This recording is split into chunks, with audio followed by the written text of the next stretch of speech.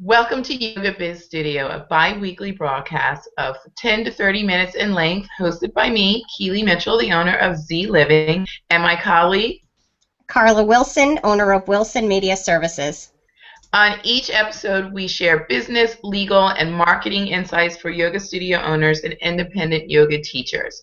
We use Google Plus Hangouts on air to produce our show, so you can watch via Google, YouTube, or our website at yogabizstudio.com. If you're watching our show on YouTube or our website, please click the yellow graphic at the bottom of the video viewer. This will allow you to access our event page, ask questions, or comment on today's show, which Carla and I always welcome the idea to hear from you guys.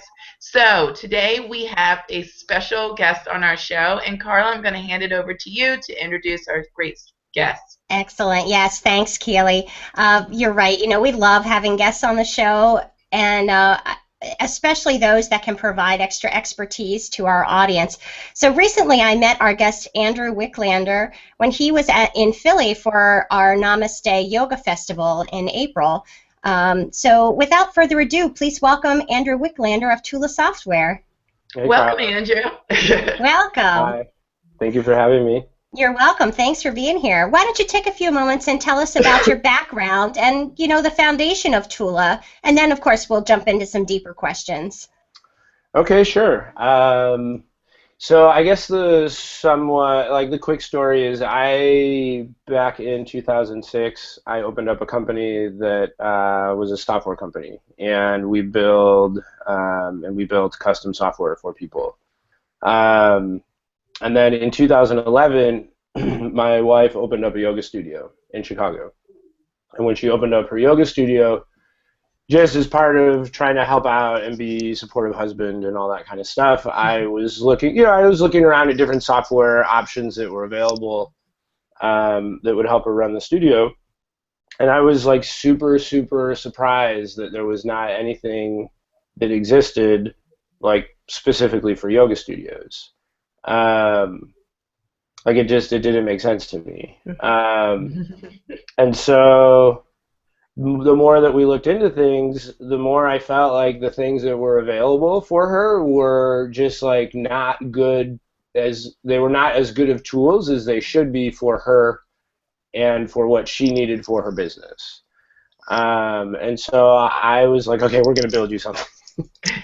And then we will hopefully be able to sell it to other yoga studios as well, because we will assume that if it's useful for you and you tell us where it's, you know, not working and where it is working, we'll be able to make improvements and then sell it to other people. And that's pretty much what has happened.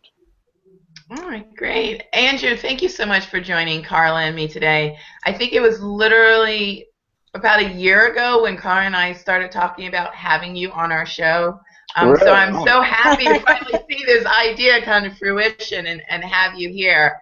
Now, I know you are excited to talk today about how our listeners can grow their business. You know, we were talking before the show got started about how, you know, you're about helping businesses, you know, grow and become better.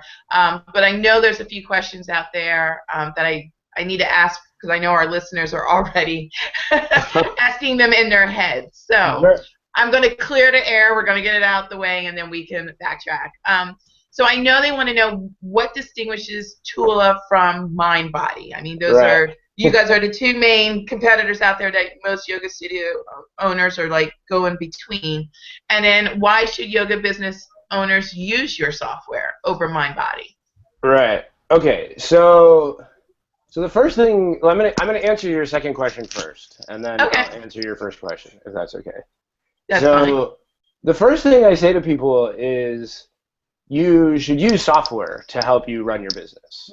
Okay, that's like the first hurdle for me to try and like get over as an entrepreneur selling the thing that I'm selling is just I'm not even trying, like, I don't care, like, if you're already using MindBody, right, then maybe the right thing for you isn't to switch to us. I don't know, like maybe it is, but maybe it isn't. Like I've met people where they have been around for like 9 years and they have significant business systems set up and retail all over the place and like a full business process outline, and it would take them months of disruption to switch to us. And for those people, I say, actually, you shouldn't switch to us. Okay. There are other people who are like unhappy and they're frustrated and whatever. So the first thing is just by using software, you will have a tool that will allow you to make your business stronger, right? So the ways that software can help you make your business stronger are, it can help you keep your schedule always up to date online. It can allow people to register for classes. It can allow people to give you money online. It can allow for you to store people's credit cards, set them up on monthly memberships, and then start generating recurring revenue, which is the single biggest way that you can help your business succeed, right? So without software, you literally cannot do those things I just said.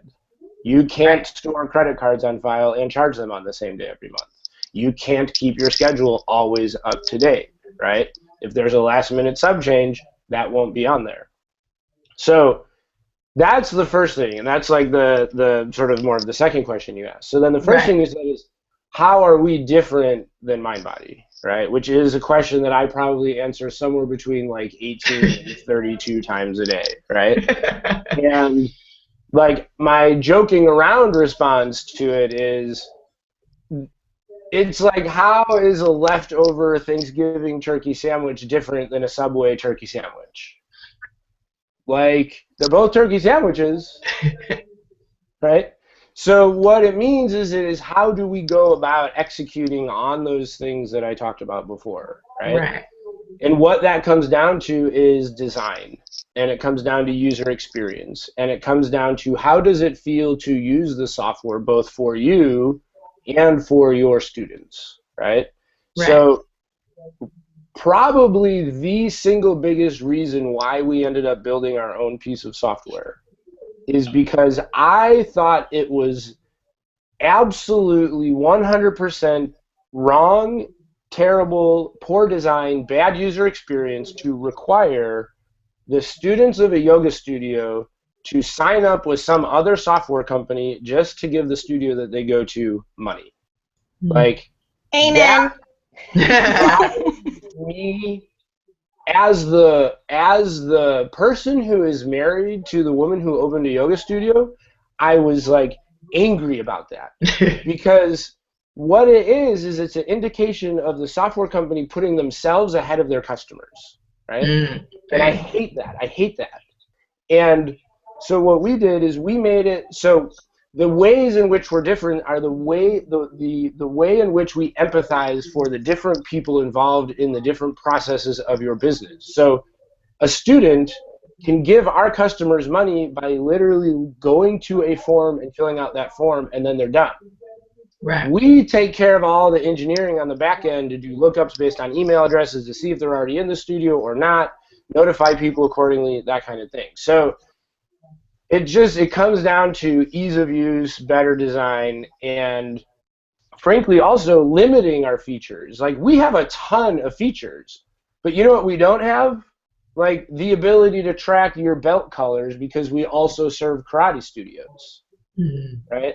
So there's a lot of like trade-offs that you end up making when you are a software company that is like literally trying to serve everybody. Right.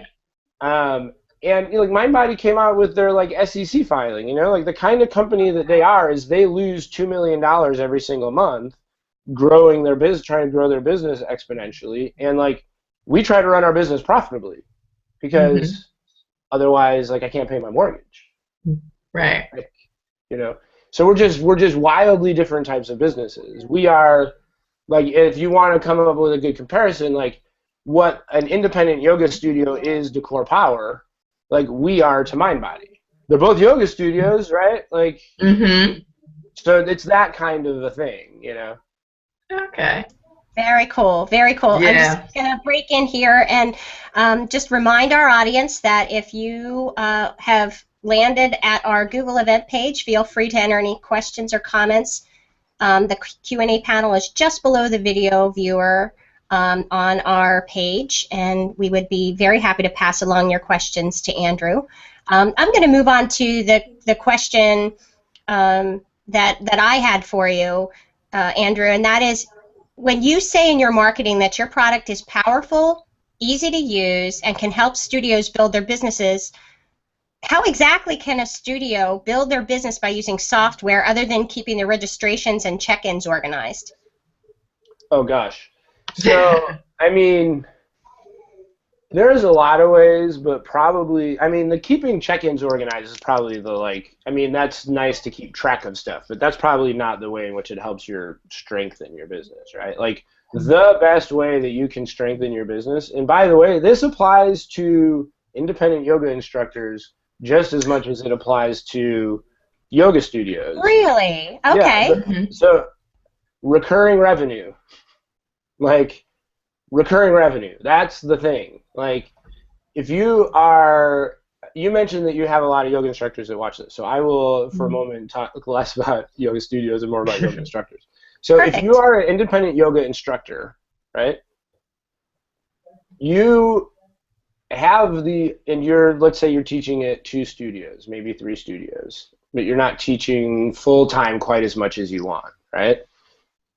Okay, so if you get 10 private lessons and you get people to commit to getting 1 private lesson every month, and you have 10 customers, and all of them every month are getting 1 private with you, then that's $1,000 a month if you're charging them $100 each, right? Every single month with their credit cards on file in your piece of software that you're using that every day on the same day every month, right? Charges them.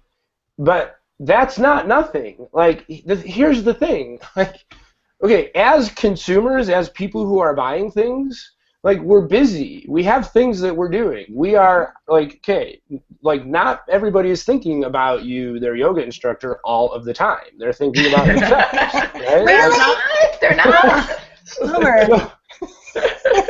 So if every single month I have to make the decision, like, I'm going to send an email to my yoga instructor to see if they want to teach me in private, and then we schedule something, and then I go there and I have my credit card and they take it out, and I mean, there's so much friction involved in that process that it's, like, tiring to talk about it, much less actually do it every month, right?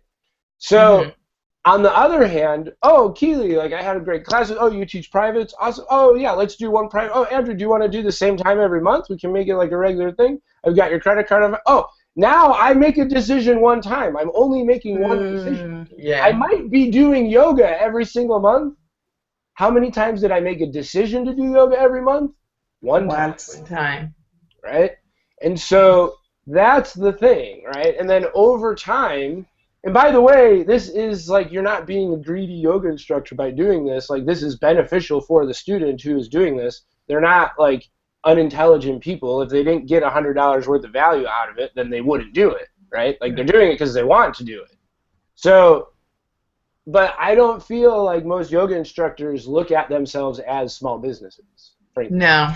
You are correct. They look at themselves as, like, employees that aren't treated well enough by most of their employers, but most of their employers are actually their customers. That's very true. Right. So to answer your question, the primary way that software can help you strengthen your business is by allowing you to store credit cards and charge those credit cards on the same day every month. And no matter how little that number is, you can always mentally find a thing that it pays for, whether that's, like, your car payment or your mortgage or your rent or whatever over time. So then the other way is, like, by storing credit cards, you actually, I believe, you strengthen your studio because you are creating very real loyalty. Like, you are making it easier for people to buy things from you. So, like, if you ever watch the Apple keynotes when Tim Cook is talking about latest products or whatever, they always, 100% of the time, talk about the number of credit cards that they have on file on the iTunes store. And the reason that they do that is because they are letting developers know, and they are reminding developers just how many consumers are in the store and the ease with which they can buy something, right? And so if I can instantly open up your schedule and see when you have class and push a button and register for it, or push a button and buy it, like, that is a more lubricated buy flow than if I have to do a bunch of other things, right? And that actually makes a difference. Right. Very cool. I am so happy that you brought up the fact of, yoga instructors treating themselves like a business. Because Carla and I are constantly with that message, like reminding them, if you're an independent yoga instructor, you are still a business. And I even try and communicate it to yoga instructors that are working within studios, that in a way they're still like a mini business within another business, and that the more people that they attract into the studio, into their classes, the better off they'll be. So I'm so glad to hear you reiterating that point. I am regularly stunned at the number of yoga instructors that don't have a website. Yep. Yes. That has their schedule and where they will be teaching. Mm-hmm. It's literally shocking to me. Yeah. How that you could in 2015 decide that your profession is going to be, I want to teach yoga, and then can you imagine if I didn't have a website for my business? I mean, we're software, so I guess it's different. Right?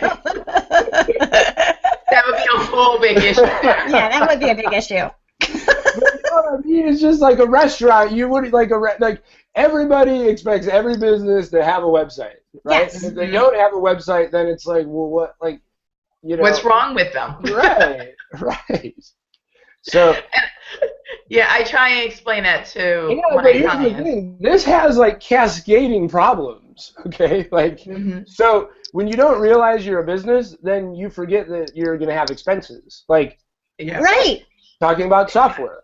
I'm regularly stunned at the number of people who will, our lowest plan for studios is $59 a month, right? And our highest plan is $99 a month. Mm-hmm. And there are studios that use us that are doing $20,000, $30,000, $40,000 a month in revenue, right? And there's people that will complain about being moved from $59 to $79, or will be like, I don't know, 59 is a little bit too much. And I feel again, you're a business. Business have a thing called profit margins, right? Yes. Right. Profit margins are your revenue minus your expenses, right? Yes. But it's as if sometimes yoga instructors think that their business should not have expenses. Mm. Right. Mm-hmm. And it would be weird if there was a business, let's say it did $500,000 in annual revenue, right? Nobody would expect that it would have $0 in expenses. Correct. But I cannot tell you how many times I've talked to yoga instructors that are like, well, I don't want to pay for hosting a website. And I feel if you disrespect your business so much so that you're not going to spend a couple $100s to make sure that it presents itself nicely to your prospective customers, then why should I respect you? Right. And I think you hit it on the nail, is that many of them, my struggle with my clients is getting them to think of themselves as a business. It's getting them into the mindset of, you are a business. And yeah, I think that's where it's got to start. They got to realize they're a business. Right. It starts there. But here's the thing. I gave this talk at the Minneapolis Yoga Conference that I was just at a little while ago, and it's the title of the talk is Business is Vegetables. And so the reason that I think it's this because business has become, for a lot of people in the yoga world, it's a dirty word. Yes. It's and so the reason that they don't want to think of themselves as businesses is because they don't want to think of themselves as this terrible vision of this terrible thing that I've had in my head for 10 years that caused me to be a yoga instructor, right? Right. Nobody gets into yoga, teaching yoga, because they, no, those are the people who don't want to sit in a cubicle wearing a button down and khaki pants. So then tell them they have to be a business, and they're like, what? And I get it. I've been there. That's also me, right? Right. Yeah. So, but the thing is that when you can start understanding that business is actually a way that you can be nourished, that it provides you with the things that you need to foster and grow, like as a human and as a professional, then all of a sudden business is a good word, and I think people are more easily able to accept themselves as businesses. You know? Yeah. Amen. Oh my goodness. We need to keep replaying. Yes. Yes, I believe it's true. I believe it's true. So, Andrew, you know, you actually answered already the question I was just about to ask you. So, if you wouldn't mind, why don't you share one of the part of the topic of your presentation at Minneapolis? Like, what would you say is and what piece of advice would you give to a yoga studio owner? Oh boy. Why don't I clarify a little more? What piece of advice would you give to studio owners about marketing their business? Right. Okay. So I think, I mean, there's a lot of things, and frankly, those things are different for different studios. You know, I mean, Sure. I would say something totally different to, you know, Miley, my wife, about her studio than I would say about maybe one of our customers who has a studio in Kansas in a small town, right? Like, what I think, though, maybe like a large umbrella that you can fit a lot of things under philosophically is that I think most people look at competition the wrong way. And so, and I can like use analogy for both yoga studios as well as for our business. So I made this statement at the Business of Yoga panel at the Minneapolis Festival. I said something to the effect of like, for me, like I don't look at my competition as other people who make software in our industry, right? My competition is like the yoga instructor who wants to open a studio but doesn't think they're strong enough to make it happen. Yeah. That's my competition, right? Yeah. My competition is the person who is using paper and pencil and they're afraid to start using software because they've heard about companies that get hacked, right? So for a yoga studio, I feel like a lot of them look at, well, some of them look at their instructors as their competition, which is like, there's like a weird little super scary thing that goes on in the yoga world sometimes, which is like a whole other like topic we could talk about.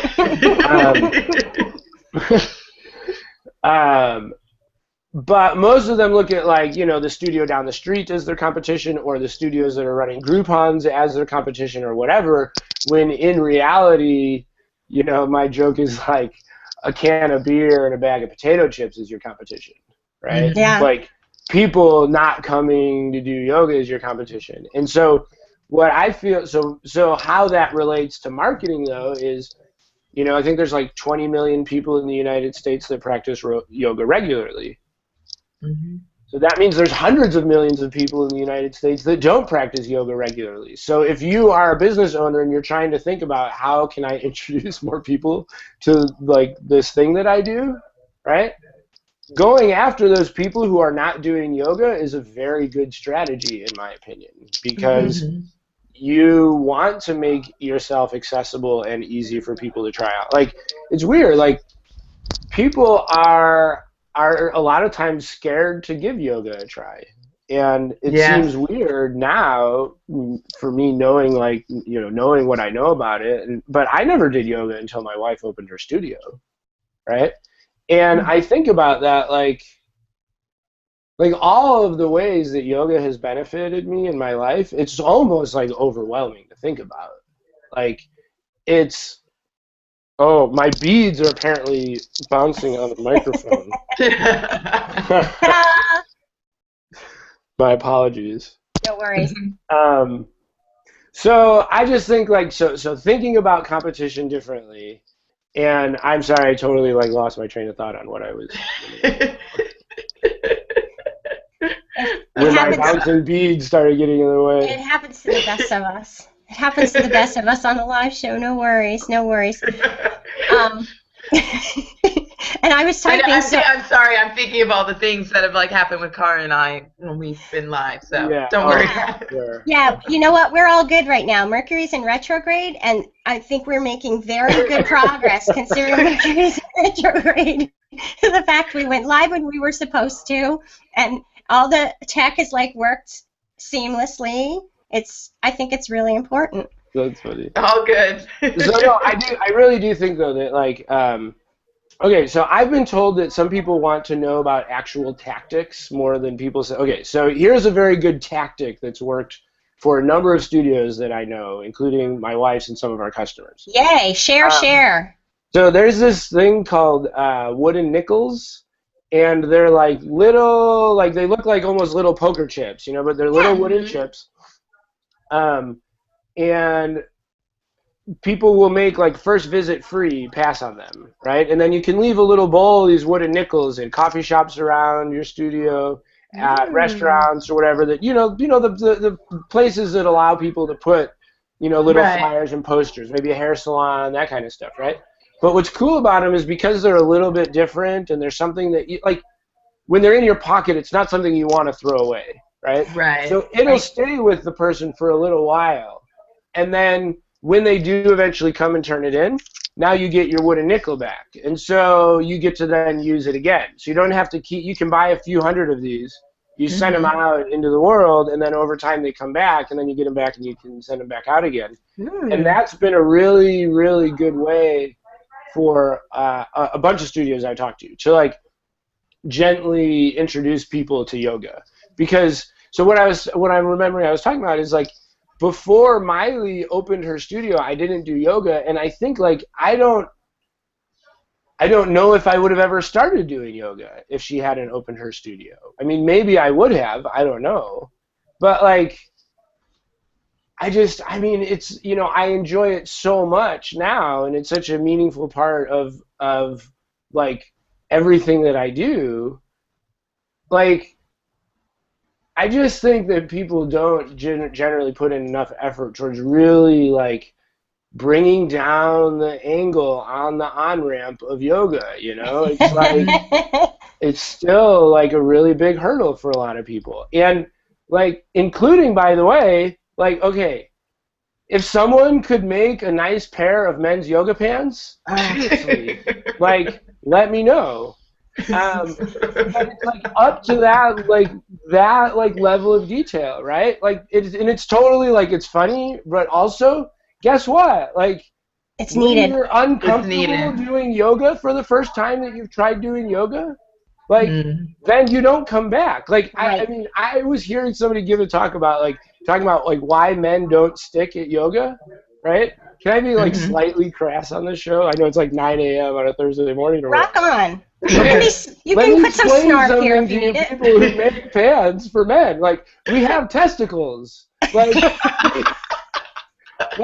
we don't want seams like splitting them in half for an hour while we're doing yoga, and that makes it so we don't want to come back and return. So I just think though that, and I mean that's like a funny thing I talk about, but like I don't think a lot of yogis want to be like the yogi for other yogis. Right. Mm-hmm. I know of very, very, very few yoga instructors that are like actively trying to figure out how they can like get the private school down the street from them to like have them teach one yoga class a week at the school. And then they also go to the nursing home and get them to teach one yoga class. And then they go to like the VA and get them to teach a yoga class. Like, no, nobody, like very, very, very few people are doing that. Right? They're all trying to get a spot at like the famous yoga studio. Right. It's like, that's like competing over the wrong thing, in my opinion. Like, if you're a yoga instructor, like the people that you can provide the most, okay, have you heard of Rogers' bell curve of like technical like adoption? Do you know what I'm talking about? Oh, Andrew, I think you and I spoke briefly about this at the Philly Yoga Festival, but please explain it for our audience. Okay, so like Rogers' bell curve talks about like how technology is adopted, and there's this saying called like you have to like cross the chasm, right? But but the gist of it is that you have like your early adopters, and then you have like your mainstream, and then you have your laggards, right? Right. And like what I believe is that if you can like be honest with yourself and identify like where you fall on that bell curve for the particular thing that you're doing, then you can provide value for everybody to the right of you. Right. So if you are like I kid around and I say if all of a sudden my business completely fell apart, I would like go down to Florida once a week and teach like 80-year-old and older people how to use Skype so that they can talk to their grandkids. Right. Right? And but that would be like just looking at, but that would be a pointless business to try and start and teach it to a bunch of people who know how to use technology, right? True. So the thing is that I feel like I see a lot of people in the yoga profession, whether it's a studio owner and we all do it in different ways, and you can put me in this category for my own industry as well. But we sometimes like we aren't like as honest with ourselves as we ought to be about where we fall on this curve for the thing that we're doing. And then we start trying to sell to the left of us, right? Right. And so when you're like, if you're trying, like if you're trying to get, Catherine Budig or Sean Corn to like pay attention to you, like, man, that's gonna be hard. Yeah. Right. Like, maybe it can be done, but you might be on like 10,000 hours of teacher training path right there. Right. Whereas this other of like, oh, I'm going to strike up a deal with like all the veterans administrations within a 10-mile radius of me, and I'm going to work out a deal to do $40 a class yoga, and their members don't have to pay anything or whatever. Now that's like, whoa, look at all of these people who don't know anything about yoga that you can be like super knowledgeable for, a total expert on, right? And introducing them to like how it can be helpful for them. So, that is a really helpful concept. That's a really helpful concept. On that bell curve and then look to the right, and those are the people that you can best serve. And Andrew, you said that's called Rogers bell curve? Rogers bell curve. Yeah, like if you just Google Rogers bell curve, you'll find a bunch of, like, the Wikipedia article is probably like the best thing to look at. Perfect. And for our audience, I'll put a link to that in the show notes, and as well, I'll put a link to Andrew's blog post that includes the video of his presentation at the Minneapolis Yoga Conference as well, because I know that would be really helpful for people. Keeley, did you have more questions for Andrew? No. Well, I had questions, but we covered it in our discussion. So this has been great. Like, just the discussion's been awesome. We could do this for like hours. Easily. And Andrew, I just need to make a note that, well, I loved you from the moment I met you in Philly. I mean, I knew you, seriously, I knew that you would be a great guest for the show because, you really are passionate about business owners being business owners and helping them in their business. I can't remember if we said we had this discussion off air, or it was once we went live. I mean, the fact that you would say if someone's using a competitive software in their business, it's quite possible they don't need to use Tula, or it might not make sense. And for you as a business owner to make that statement, that ranks really high in my book. I think business owners appreciate your honesty and just really like your demeanor. So I just wanted to state that. I appreciate the kind words. Very refreshing. Yes. Since we're talking and whatnot, can I say one other thing? I know you guys, it's not like a question that was prompted or whatever, but It's something that I've been like noticing a lot lately and thinking about, and since we were talking about business and whatnot. Like, the one other thing, like, there's certain like little things that I have started to identify as like things that I want to talk about, right? Yeah. When I'm talking to people in the yoga world about business, right? And one of the things that I see like coming up a lot is, and this is a true statement. Like, people will talk about how it can be very difficult to make a living as a yoga instructor or running a yoga studio or whatever the case may be, right? And I have this like, so generally when I'm talking to people, I'm trying to say things and like you're awesome and powerful and you can do whatever you want and whatever, right? But when it comes to like it's hard to make a living doing this business that I want to do, like I really want people in the yoga world to understand like there's nothing special about you in that regard. And there's nothing special about the yoga industry in that regard. And I mean that not in there's nothing special about you, like there's nothing special about you. I mean it in you should embrace the fact that businesses of all stripes and of all kinds, like they too also struggle to like turn a profit and to make money. Like we've been talking, we've talked about MindBody a bunch, right? Mm-hmm. They have never once been profitable, ever. Now, what they will say is that their growth, they're investing in growth and sales and marketing, and they're using their profits and then their investments to grow faster, and that can all be true.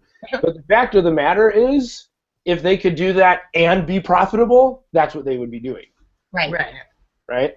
The idea that like you're doing something wrong by being profitable is ridiculous. Right.